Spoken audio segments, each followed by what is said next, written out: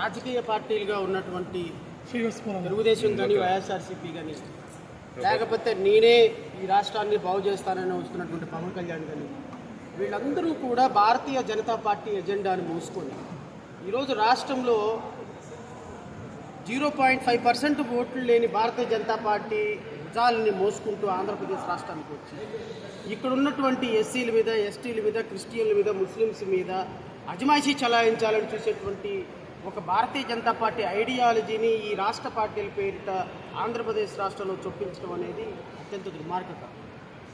ఈరోజు human rights council ఆధ్వర్యంలో జరిగినటువంటి ఈ శిక్షణ తరగతుల్లో లేకపోతే సదస్సులో ఈరోజు రాష్ట్రంలో జరుగుతున్నటువంటి 1956 నుంచి ఈ రోజు వరకు 2023 సంవత్సరం వరకు అంటే ఆంధ్రప్రదేశ్ రాష్ట్రం ఏర్పడిన దగ్గర నుంచి వరకు జరిగినటువంటి చుండూరు, కారంచేడు, నీర్కొండ, పదిరికుప్పం, నిన్న మొన్నటి వరకు సుధాకర్ దగ్గర నుంచి డాక్టర్ అచ్చెన్న అంశాల వరకు చూసుకుంటే కొన్ని వేల మంది దళితులు అసూలు బాసిన ఒక్క అభ్యర్థికి, ఒక్క వ్యక్తికి కూడా ఈరోజు శిక్ష పడలేదు అంటే ఏ సమాజంలో బతుకుతున్నామో మనం అర్థం చేసుకోవాలి.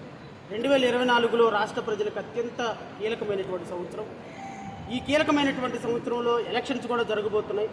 మన భవిష్యత్తును నిర్దేశించుకునేటువంటి ఎలక్షన్స్ ప్రతి ఒక్క ప్రజాస్వామ్యవాది, నేను కులాన్ని మతాన్ని గురించి మాట్లాడను కానీ ప్రజాస్వామ్యవాదులందరూ కూడా ప్రజాస్వామ్యం బతకాలి అంటే నన్ను కొడితే నా పోలీస్ ఆఫీసర్ ఎఫ్ఐఆర్ రిజిస్టర్ చేయాలి, కొట్టిన వాడిని అరెస్ట్ చేయాలి అంటే మీరు ఎవరికి ఓటు వేయాలో డిసైడ్ చేసుకోండి. నా పట్టా భూమిని పక్కోటి స్థలం ఆక్రమించేసి పోలీస్ స్టేషన్లో కేసు పెడితే నన్ను తీసుకుని పోలీస్ స్టేషన్కి వెళ్ళి శిరోమండనం చేస్తే ఎందుకు ఓటు వేయాలో ఆలోచించుకోండి. నా ఇంటికి 2,000 రూపాయలు ఇచ్చి నాకు 20,000 రూపాయలు నా సొమ్ముని లాగేసుకుంటుంటే నా బిడ్డకు ఉద్యోగం లేకపోతే తల్లిదండ్రులు ఏం చేయాలో ఆలోచించుకోండి. 1000 రూపాయలు 1,500 రూపాయలు పెన్షన్ ఇచ్చి కందిపప్పు 250 రూపాయలు, నూనె, ఆయిల్ మొత్తం పెంచేసేసి రాష్ట్రంలో దోచేసుకుంటుంటే ఏం చేయాలో ఆలోచన చేయండి. 10,000 రూపాయలు సంపాదించేవాడు ఈ రోజున కనీసం ఒక పూట కూడా పూర్తిగా అన్నం తినలేని దౌర్భాగ్య పరిస్థితుల్లో ఈ రాష్ట్రం ఉండడానికి కారణం చంద్రబాబు నాయుడు, జగన్మోహన్ రెడ్డి కాదా? ఇలాంటి వ్యక్తులకి మనం మళ్ళీ ఓటేసి మరలా మనం మురికి కుప్పంలోకి వెళ్ళిపోతామా? ఆయనతంతే ఈయన, ఈయనతంతే ఆయన, ఇంకా ఆల్టర్నేటివ్ వద్దా ఈ రాష్ట్రంలో?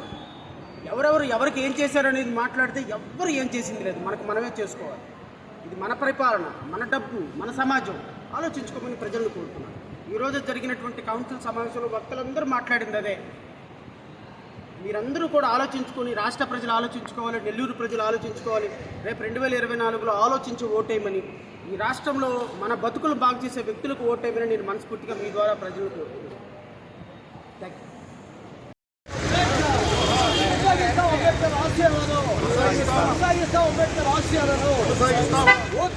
జన